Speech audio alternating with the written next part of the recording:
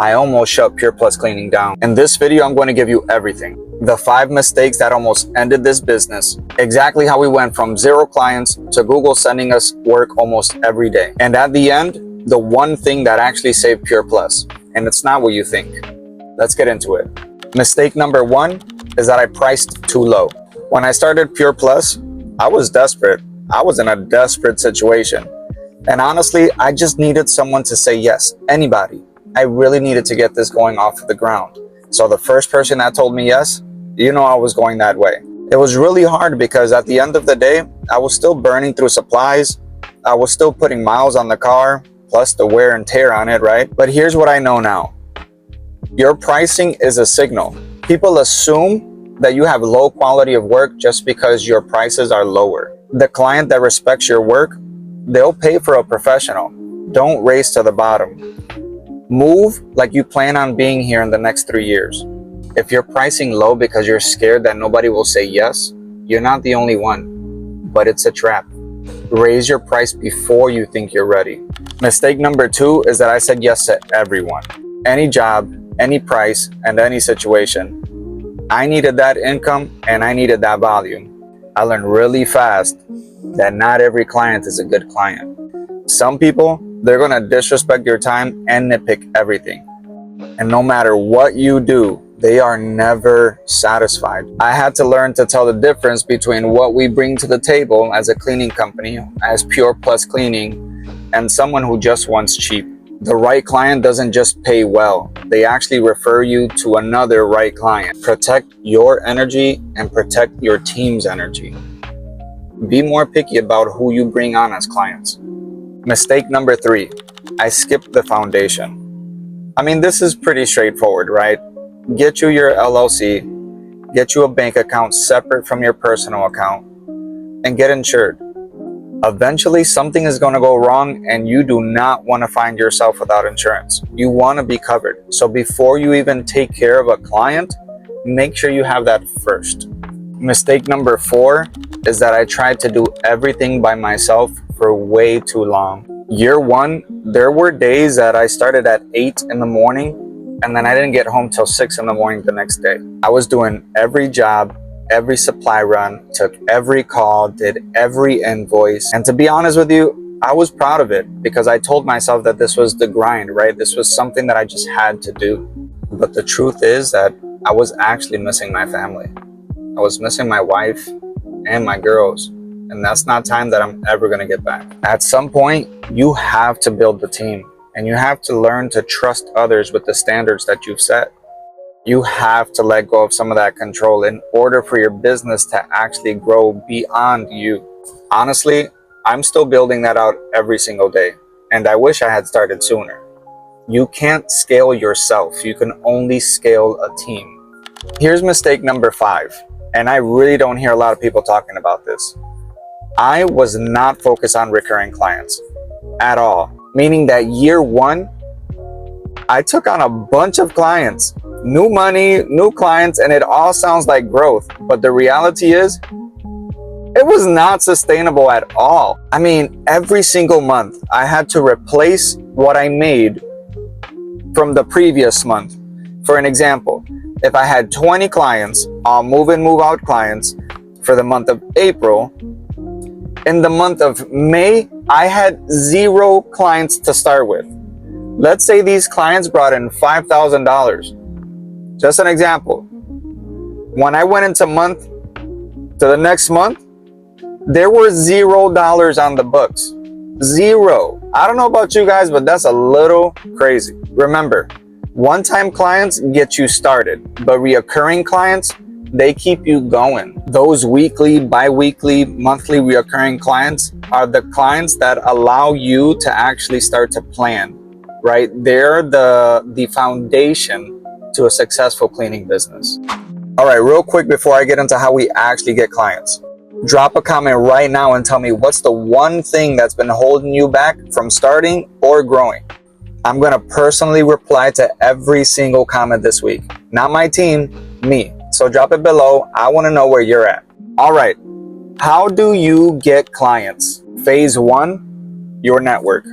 Year 1, I started with who I knew. family, friends, people I may have crossed paths with. I told them what I was building and then I asked for work. There's no shame in that, and every single business has to start somewhere. Remember, your first clientele base is in your network, so use it. Phase 2, cold outreach to the right people. After you reached out to everyone that you know in your network, family, friends, people you may know, you're going to start doing the cold calling. So reach out to people like realtors, reach out to people like property management companies. You don't have to come off super salesy, okay? You can just call out of curiosity. Hey, my name is Sam, calling from such and such company, right? Pure Plus Cleaning. And I wanted to see if you guys were looking for any vendors to take care of your cleaning services. That's it. For me, this is a hidden gem. The reason why I say that is because there's going to be realtors and property management companies that actually need people, and there's not people reaching out to them. So realtors, they need this for their clients. They need the service for their clients, right? So their clients want to have their home like show ready, right? So when they do a walkthrough, they're trying to show or present their home. It looks really nice. It looks shiny, right? It looks very presentable. And the same thing may happen if they need you because that client, right, moved out, or that client is moving in, right? You may be able to just get both cleanings. And so that alone will boost, right, not just your revenue, but the amount of cleans that you get to do per month. The second thing is the property management companies. These property management companies that are pretty big, so let's say someone like a First Key Home, a Main Street Rental, Progressive, and just there's a lot of them, right? I think even real estate companies have property management under their belt as well. It's the same exact process, but these property management companies, they have a lot of homes, a lot of tenants, right, that they manage their properties for them. And so if you're able to land at least 1 or 2 or 3, I mean, we're talking about an extra 5, 10, 15, 20 homes extra a month that you're able to do. So that already puts you, in a different position, right? So if you're starting off, reach out to realtors after you've reached out to your network, and reach out to property management companies as well.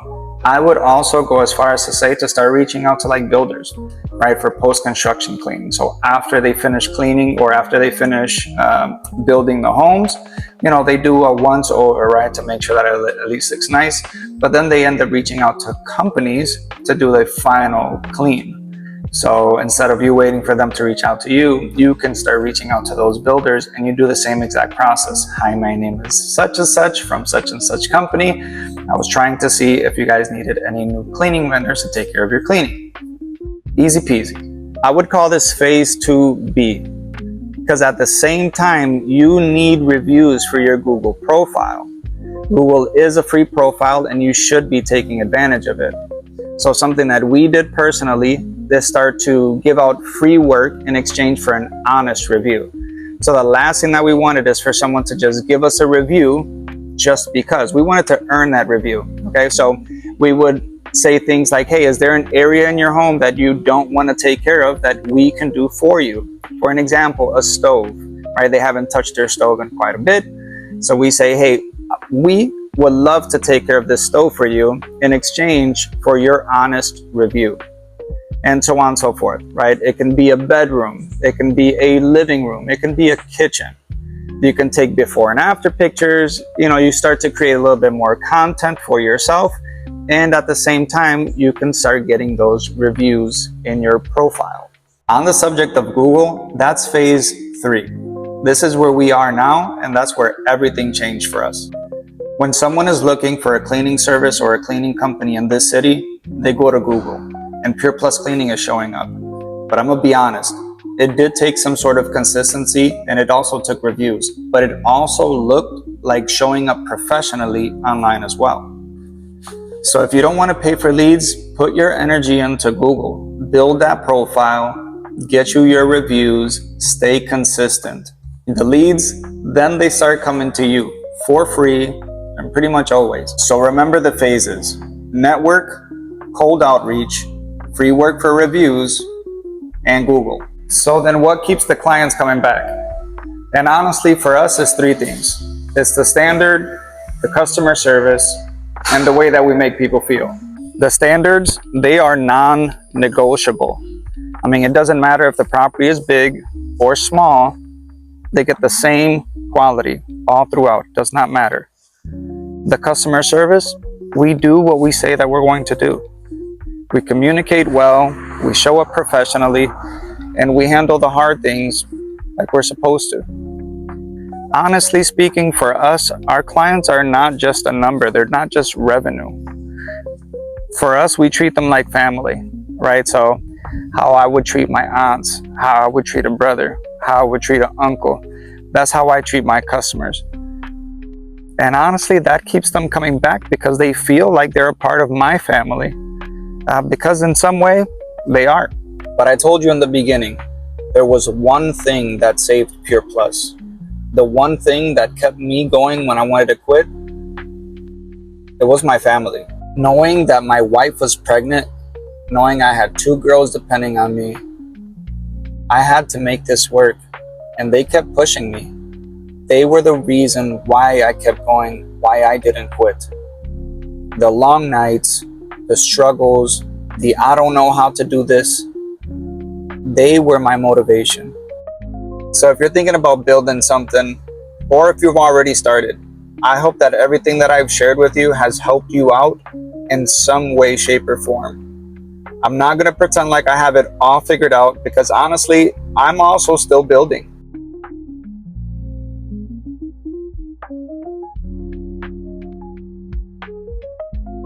Next week's video is one you do not want to miss.